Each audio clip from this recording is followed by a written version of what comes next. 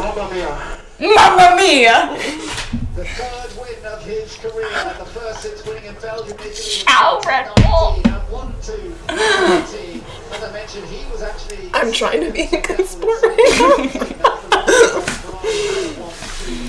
My KP is murderous next to me right now.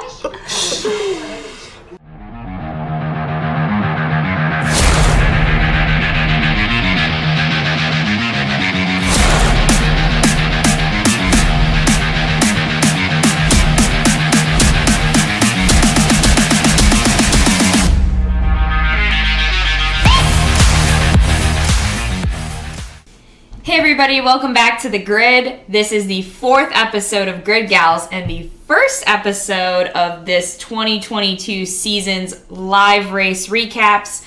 This episode will be breaking down the Bahrain Grand Prix, and I think the best way to kick it off is to kind of set the scene a little bit. Like how are we starting out in Bahrain? What's going on?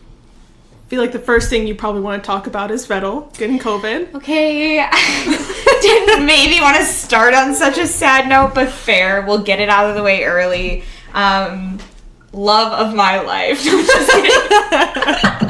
My favorite driver, Sebastian Vettel, did contract COVID-19, and for this race is replaced with Nico Hülkenberg, Aston Martin's reserve driver. So interesting to see how Hülkenberg does, because I think they said he hasn't raced in, 18 months? Yeah. It's a long time to be out of a Formula One car. Although he's not the only one who's coming back to the grid after a little bit of a hiatus from Formula One. We have Albon, who had a year off last year, is now on Williams. And then we had Kevin Magnussen, the much surprise, I think, to a lot of people, replacement for Nikita Mazepin on Haas. And I think both the drivers did really well, Albon and Magnussen, because Albon was up there in the Williams, which was very surprising, especially with Latifi holding the back pretty strong. He wasn't the only one holding the back pretty strong. Oh. We're not mentioning it yet. I don't want to. Do we address the elephant in the room? I mean, is that the elephant now? I don't think so. Should we just talk about the full weekend qualifying first, maybe? Yeah. Set the stage. Set the stage. Do you have it pulled up? Yes, I do. So, watching the qualifying yesterday, what were some initial reactions? I was actually pretty impressed with Ferrari's performance. I know we talked about the Stringer predictions, but I had a feeling it was going to be a strong start for the season for Ferrari, so it was really cool to see Leclerc. Although I was a little hesitant because we've seen him in this position before, right? We've seen him get pole and then disaster strike. So it's always he qualifies well. He qualifies very well. He no doubt that he's a skilled driver. No doubt that he can go fast. But sometimes when he's in the actual race setting, it's just either tough luck for him with a car issue or driver error. So that was some initial reactions. Obviously, Verstappen looking really strong. Our reigning drivers championship winner from the previous year. So good to see him at least looking like he had a good pace with the new Red Bull car. I don't think there were any surprises in terms of Verstappen's performance or Magnussen, though. I feel like no one expected him up there or Bottas. You didn't let me finish. Fan fave. I was going to say, I don't think there were any surprises with Verstappen or maybe even the Ferraris. I know I was a little negative. But I think the surprise was Haas, and honestly, Alfa Romeo. The Ferrari power unit is showing up. Oh, yeah. I know we joked about Bottas, having a battle with Hamilton, and it was kind of funny to see that come true first race. But, yeah, obviously we feel, and from hearing some of the commentary, that there were issues with the Mercedes power unit, so that obviously affects a couple of different teams. But even with that being said, what a spicy start to this. I mean, that had to make you feel good. I know your prediction that you wanted to do was putting Bottas ahead of Hamilton, and didn't exactly happen, but I think way closer than anyone anticipated. And Guan Yu Zhou, he made it to Q2. He had a phenomenal race. So, I mean, things are looking hot for Alfa Romeo. Definitely more than I anticipated, at least, for sure. Well, it is kind of funny, though, we were all very much so, not tempering expectations, but very sure that Haas would still be back of the grid. I think with this first race, They're definitely making a play into the midfield, but we still do see Williams towards the back of the grid, which I think we were all spot on, and just not having strong faith that things would turn around so quickly for Williams. Well, now I want to see Magnussen in a different car, because I wonder how much of it is like the Haas really improving or Magnussen just being a really good driver. Yeah, that would be, because he's only ever raced with Haas, right? Whereas he had... I'm not too sure on his history, but yeah, for the last couple of years he was at Haas. Okay, yeah, so with Grosjean. It would be interesting. I mean, seeing the discrepancy in how Magnussen qualified versus Schumacher, it's about 5 places in between there. Because what was the split on Albon and Latifi? That one was even more. Latifi qualified in 20th, so... It was 6, yeah. So Albon was up in 14th. Yes, so... Which, I mean, shout out Albon. That's a great showing for your first race back. Yeah. Knowing that, I mean, if your teammate's down at the very end, granted, maybe that says something about Latifi, but I feel like it also says something about the car that Albon is driving. We haven't really addressed the elephant in the room, but... Oh! I mean, you know, Vettel's out from COVID this week. Danny Rick was out from COVID last week. Was it COVID? Yes, Mm-hmm. he did officially test positive for COVID, so... But even with that, the McLaren cars are not looking great because, you know, Daniel sometimes has some difficulty. You will see him towards the back of the grid, but seeing Norris also not. So, you know, Norris was out in Q2. Danny Rick was out in Q1. Heartbreaking as a McLaren fan because even though you don't want to get too ahead of yourself, it sets the tone for the season. So you're wondering, is this just going to be something that I'm going to have to deal with for the next... Yeah, like, what's the difference between, okay, rough start, we're still getting used to it, versus, like, we're just not competitive this year? Right. It's just not boding well. It's like maybe they had an off day, but both of them being back, not even either of them making it to Q3, that doesn't sit well. And then, obviously, the race today, you could tell that both drivers were really struggling with the car. I'm hoping there are big improvements you can make, like race over race, that will change how they perform next week, because we already have another race. But, I mean... If you look at how the race ended up and who was at the back of the grid, it's not looking good for the Mercedes power unit. I mean, but same could be said for the Red Bull one now as well. 3 of their engines dead. 3 of the 4. That's bad. And who would have thought the lone survivor of the Red Bull engine, Yuki Tsunoda, bringing it home for Red Bull. Aww. You know, if McLaren does just have a shit year, I'm going to become such a big Yuki fan. I think you already are. You texted us that last week, and now I think you fully hopped on the Yuki train. I don't know. It's kind not of fun to pick someone middle of the grid. Yeah. That you great for fantasy points. I mean, I'm mad that I didn't pick him. I almost did, but... You didn't pick Yuki? I didn't. I thought about it. I went back and forth. But I picked Bottas, and I feel that was my last pick, and between the two of them... Actually, Yuki would have probably gotten me more points. I think so, yeah. Because Bottas didn't move any places up the grid. And Yuki moved up 5 spots, so... So, I don't know if any of our listeners play F1 Fantasy, but if you do, certainly let us know how you're doing. You know, hit us up and let us know how these races are... working out for your teams. Yeah, it's our first year doing it, so I feel like we're still getting to terms with it. You know, like who to choose to begin with, how you get points, the constructors is difficult, how much money I can spend is really difficult and constraining. I know. So now on top of this podcast and just generally being a fan of the teams, we have the fantasy dynamic. So that'll be fun to see how that plays out. Yeah, so overall, qualifying, you know, exciting, heartbreaking to see as a McLaren fan, but really exciting for Ferrari. You're still seeing Red Bull and Mercedes up near the top.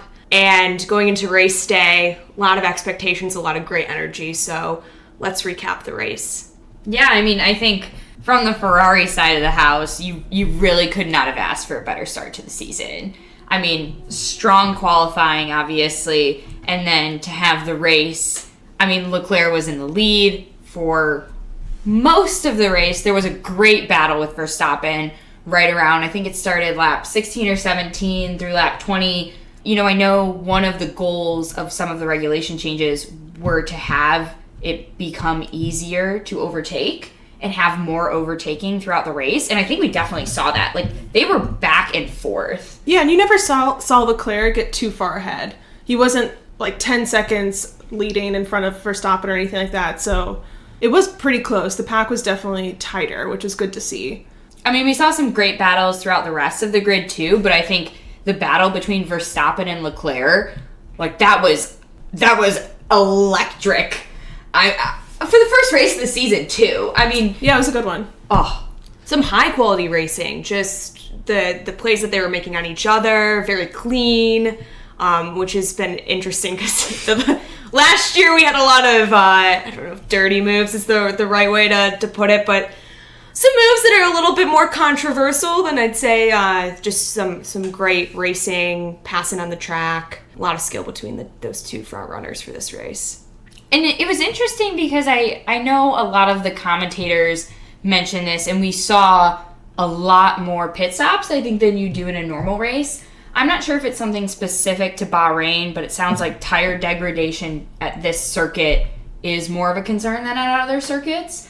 But I also don't know how much of that is just adapting to, like, the new tires and the new cars. I think we saw that with the pit stops, too, because the pit stops were quite a bit slower than they normally are. So I wonder how much it is, like, the tires are heavier, so it's slower to put them on, take them off. But that will come into play, especially with a lot of the logistics of the race. And Yeah. the strategy behind it. It was interesting because I think they made that comment that the tires are heavier, but I felt like it was kind of even that pit stops were slower across the board. Yeah. Because, I mean, Red Bull, last year was always kind of the leader, or has been for, like, the last couple years, yeah. with how quick their pit stops have been, and I don't think anyone had a sub-2 pit stop in this race. No. And they were, like, comfortably way more towards, like, 2.5 to 3.5, I would say, the majority. And I think Ferrari had the fastest pit stops. They were in the 2s, solidly in the 2s. Yeah. It's just sad day all around for Red Bull. For Red Bull, but not for Ferrari. I was really excited to see that, though, because this is what we've been wanting to see. Yeah. We want to see, like, more people on the podium. So this does well for my prediction of having 8 of the 10 teams on a podium at some point this year. And it looks like Magnussen's going to bring it home for Haas at least once. Yeah, and I think the other interesting component of the tires in this race that we saw was how long it takes them to get up to the ideal temps and the impact of the outlap. Because I think it was when Hamilton first switched to his hards that his engineers were like, oh, you took it too hard. But then, like, Verstappen's engineers were telling him to chill too on the outlap. And he was got upset pissed. about that. Yeah. I mean, I would never take any tire advice from Hamilton because that is the first thing he'll say, no matter what race it is, what tire he's driving on. But when Verstappen says it, Totally unbiased. totally unbiased. No, Yeah. but it was interesting to see, like, I don't know if it's just these tires or if it was this circuit, but, like, apparently it is taking them longer to warm up. Yeah, I'll be interested to see in the other races. It's hard with just one under our belt. Bit over my head on that one. Gotta say, Catherine, it's a little bit of karma. You just shitting on my McLaren voice. You got what was coming for you. Do you know how many karma texts I've received today? I won't pile it on. I know you're hurting over there. And I would love to see McLaren do well. It's too bad. I think hopefully they can make some changes and get up there. I just don't want to see Mercedes do well. It was just irritating to me that, like, Hamilton got it de facto because he was just there. He didn't do any moves at all this entire race. He was solidly in 5th the entire race and then got to 3rd because both my Red Bulls are out. Mercedes didn't seem overly competitive, but they weren't having the issues that some other teams were having. Like, they seemed very reliable, but not super, as the commentators say, punchy. Punchy. I love that. I want to steal British slang now. Oh, I need to start working it into my everyday. Just be at the office. Like, ooh, that was a bit of a punchy email. Mega job today. These commentators were not holding back, though. They No, were they just weren't. brutal on McLaren at the back McLarens. of the grid. They're like the heinous performance.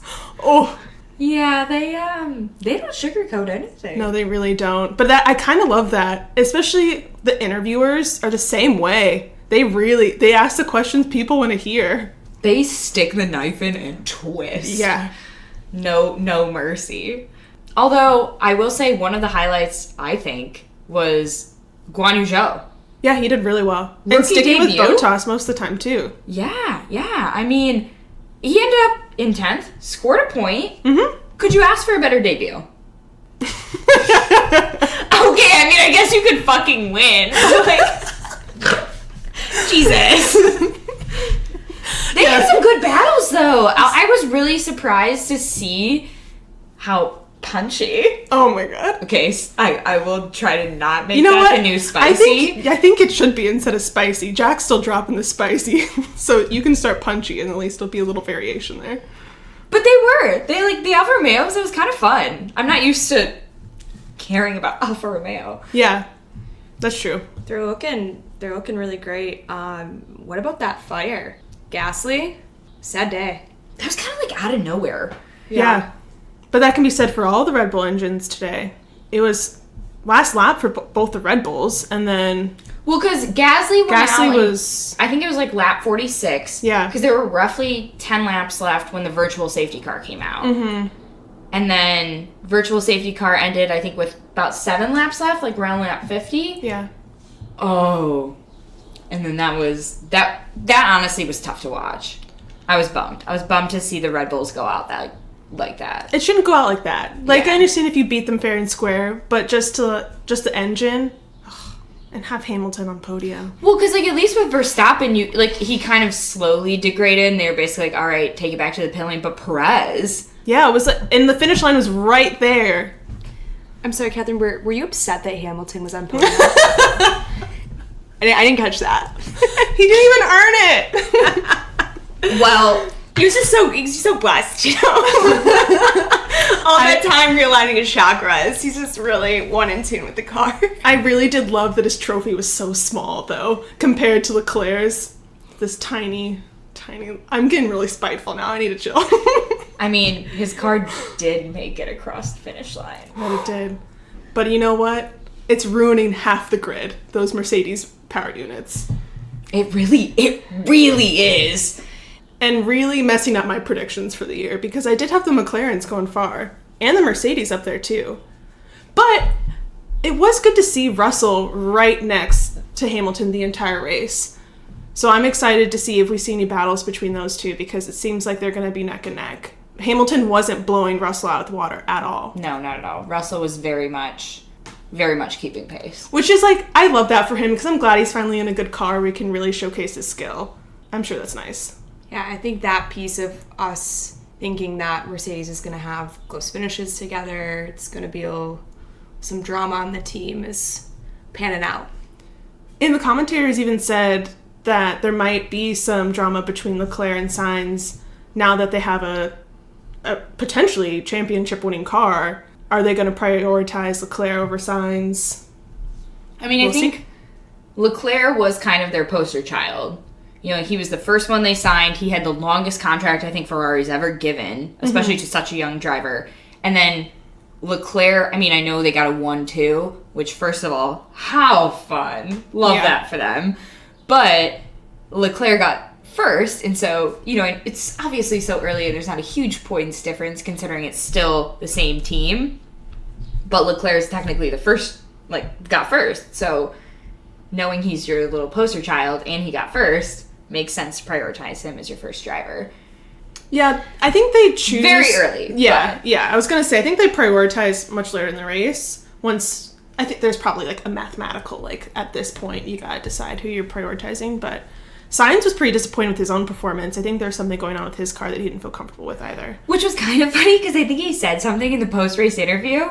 And Martin Brundle, I'm pretty sure, was the interviewer. And he was like, you're being very hard on yourself. You just brought home P2. I think Sainz is a little bit more consistent as a driver. So it'll be interesting if Leclerc can remain consistent versus Sainz might not have some of the flashy finishes sometimes, but if he's just... He's so underestimated. Yes, he is. I feel like he's very, he's not underrated as a driver, because I feel like a lot of people support him, but I don't think you're ever, I'm thinking that Sainz is going to have a great race today, or he's never out there like in first usually. I feel like they always brought him on to complement another driver. So like McLaren, they brought him on to complement Norris, and he was a great driver and a great teammate to Norris. And then he got the Ferrari offer, went with Ferrari. They brought him on to complement Leclerc. But I think people are underestimating that he can be a championship winner just as much as Leclerc can. And I would love way more information on like the strategy and analytics side of the teams. That's one thing I kind of wish that Drive to Survive, knowing the access they have, went more into. Like, I feel like this last season, and I'm almost done, I haven't totally finished season 4 yet, but you get a lot of really cool behind the scenes that you don't get just watching the season. But I want more of the strategy side. Like, who are their statisticians? Like what, like I want to see that side. Yeah. What is the data and how are you analyzing it to make these calls about, like, especially when it's so early and arguably still relatively even? I wonder if they can show that. Because then it's like, will other teams watch it and be like, this is how you guys run things? Or That's like, true. I wonder. I bet there's a way they can do it, but like not give away too much information. But if I were in competition with somebody, I would definitely watch that and try to like scrape any ounce of information as possible. I mean, I'm sure so much of that is very proprietary, but I want to know.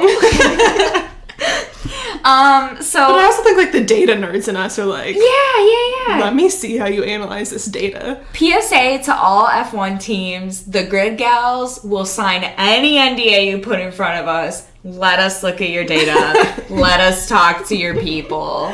Great with data. Great with data. I know our whole pitch is that we talk, but we can keep our mouth shut. Oh yeah. Yeah? Excel wizards too. Maybe you more than us. With how much you know about my life, I hope you can keep your mouth shut. Sorry, you seem like you wanted to jump into something. No, I just really want to see, like, this. I want to know. When you're Ferrari right now, theoretically, Charles Leclerc is your first driver. Mm-hmm. At least from outside. But yeah, like, from inside, I feel like Sainz, like, what is the data I want the behind the scenes of, especially knowing Ferrari, like, based on how today went. I'm so excited to see them perform. Obviously, I'm a Ferrari fan.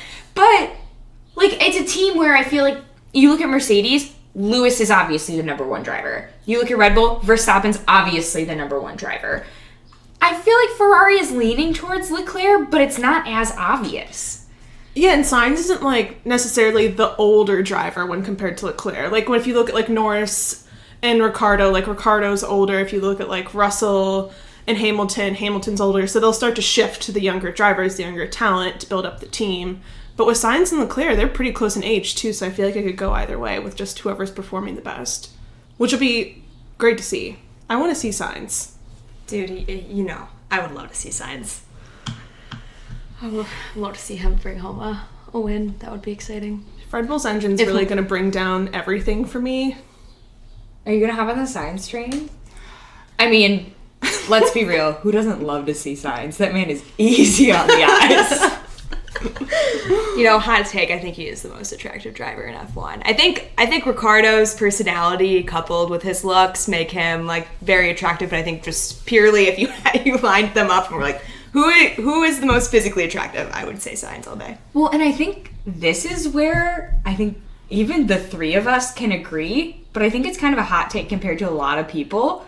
A lot of people throw out Charles Leclerc as the most physically attractive driver on the grid. I think he's just so... How old is he, though? He's like 20... He's like 23, 24? I don't know. 25? I always just, like, group him with Lando, and, like, Lando's so young, like... When people are like, Lando, and, like, thirst after Lando, I'm like, that's kind of... Well, I think Lando looks like a baby. He looks young. But I think Charles... Look, he looks a little bit older. Like, I can get the appeal. I just personally think Sainz is more attractive. But I feel like he's got more grit to him. Charles, like, looks like he grew up in Monaco. Also, like, he looks like he's never washed a dish in his entire goddamn life. Also, homie needs to shave that little dirt stash. I feel like a lot of the... But it's not even a dirt stash. It's like a dirt goatee. Yeah. He's got a weird weird little soul patch. The grid's got to get together with their facial hair. Because Verstappen? And, like, Ricardo, like, held on to that mustache for, like, too long. Like, I get it for the Austin one, but he, like, was on it for a while, and I was like... I mean, men in it's their better mustaches. now. It's better now.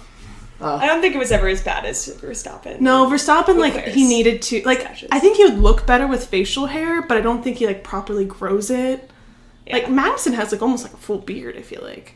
Well, Magnussen's also, I don't know what, at least 30. Verstappen's still, like, 24. I do forget that. But, yeah. like, I know a lot of 24-year-olds who can grow facial hair. Yeah, I don't Grow think Verstappen's one of those people. He No. needs to just clean shave. Well, I do... I'm going to transition it for since we're talking about Red Bull again. I do, Catherine, I'm interested to get your take on how you felt. I know we talked about Verstappen, but really interested to get your thoughts on how you felt the rest of the Red Bull team did today. Jack's like, I want to see how many times I can make Catherine cuss on this podcast. Jack's like, you know what? Let's pile on. I got nothing to lose. We all know. No shame. My guys are back of the grid, so...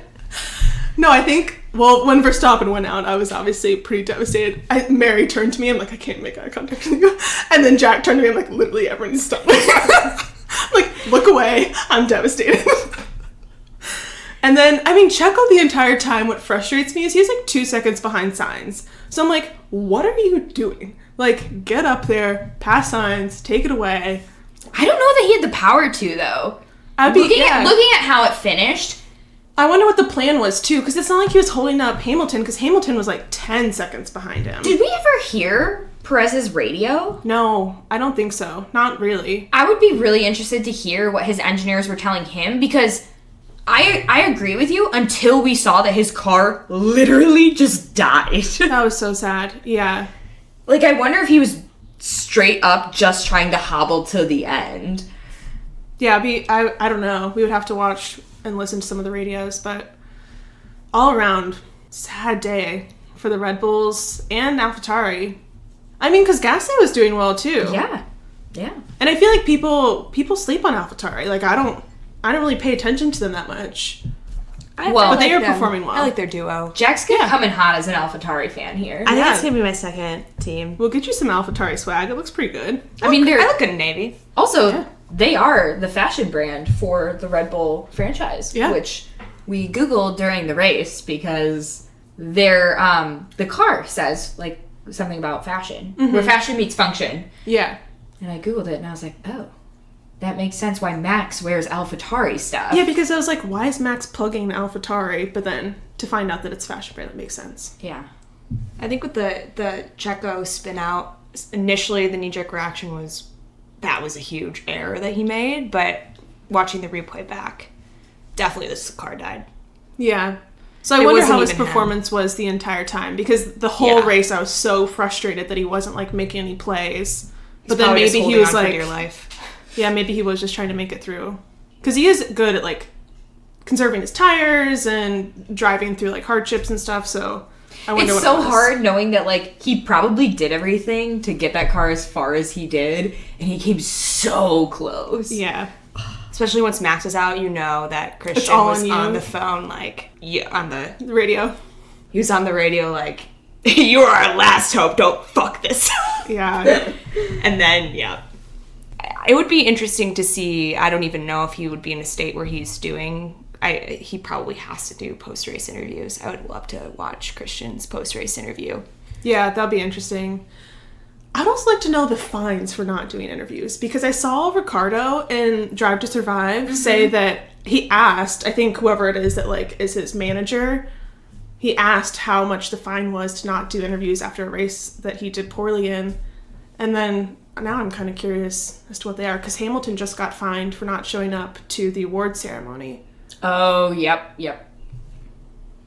I think that's fair, honestly. For as much as we shit on Hamilton, if I were in his place, I would have not showed up either. I don't care how much money it costs. And also knowing how much money Hamilton makes and how much money he has, like, I don't know what the fine was, but obviously he can afford it, and like, you're literally just paying for peace of mind at that point. Well, I think there's something to be said about, like, the brand that you have, and that I was kind of surprised he didn't, because that really goes against the brand. He is very usually supportive. Standing up in hardships and really, like, pushing through. I get, like, mentally that would be difficult, but I was pretty surprised he didn't. I feel like the only reason I wasn't surprised is because he disappeared completely and, like, dropped off social media, and I feel like he's so present on all this stuff that following the just radio silence. Yeah. But still, yeah, I would love to see, like, the non-race fines are, because I know we talked last time, or a couple episodes ago when we were doing the 21 recap about Max's fine for touching cars. Which was $50,000. Yeah, so I would love to see... Or it might have been in pounds. I don't know. Yeah, around there. pounds, dollars, whatever. Would love to see, like, the breakdown of what all of these things cost you. Yeah. I wonder if you have to pay the fines individually, or does, like, the team kind of take the hit? No, because... Verstappen, I know, paid for it himself, but he's like, I'm going to pay for it myself. But I don't know if that was ever an option, you know? Oh, I see what you're saying. Yeah, I don't know. We'll have to circle back. Well, now that we've kind of recapped the race, very exciting, great start to the 2022 season. What are our thoughts going into next week? Obviously, this has shaken up some of the predictions. We can't put too much on the first race of the season, but any hot takes going into next week? I don't know about hot takes. I would say, as a Ferrari fan, obviously very pleased with this week's result. Cautiously optimistic for the overall season, but no, it's still very early. I know that I have predictions. I have, like, hopes, you know? Like, I want to see McLaren up there with the other Mercedes. I don't know what the difference is between the two cars, that they both have the same power unit, but McLaren's so much further down the grid. So I'd like to see them competitive. I don't know if that takes one race or 5 to get up there, but that would be nice to see. Obviously, you need the Red Bull power unit to be revamped. But I feel like it'll be about the same race next time. Yeah, I don't know if they'll have enough time to really make changes, especially looking at the teams that use the Mercedes power unit, which had a lot of high hopes for those teams, which is Mercedes, Williams, McLaren, and Aston Martin. So obviously that makes sense looking at the results of this race, seeing a lot of them towards the back of the grid. Really excited I know we mentioned this, really excited for Alfa Romeo. I think in my mind I had them up a little bit higher in the Constructors' Championship, and so it would be exciting to see them, you know, we're always very complimentary of Bottas on this podcast, so I think it would be cool to see him, and Guan Yu Zhou seems like it's going to be a great pairing between the two of them, and I think he has a lot that he can learn from Bottas. Also, I thought I don't think we've talked about the Alpines yet. Yeah. I think the Alpines did very well, you know, very solid midfield team. Will say, and we talked about this during the race, a little confusing to see the pink livery, knowing that their garage and the rest of it's still not pink, and it's giving me big Racing Point, Force India flashbacks, and I keep thinking it's the Aston Martins when it's not. Because BWT, the pink sponsor, previously sponsored, you know, the Racing Point Force India team.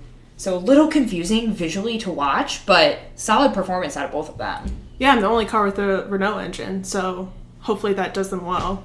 And then Haas, I think seeing Magnussen do so well, hope Schumacher gets up there too. That would be, I mean, we'll be doing a shoey then. But still, might be worth it to see Haas do well.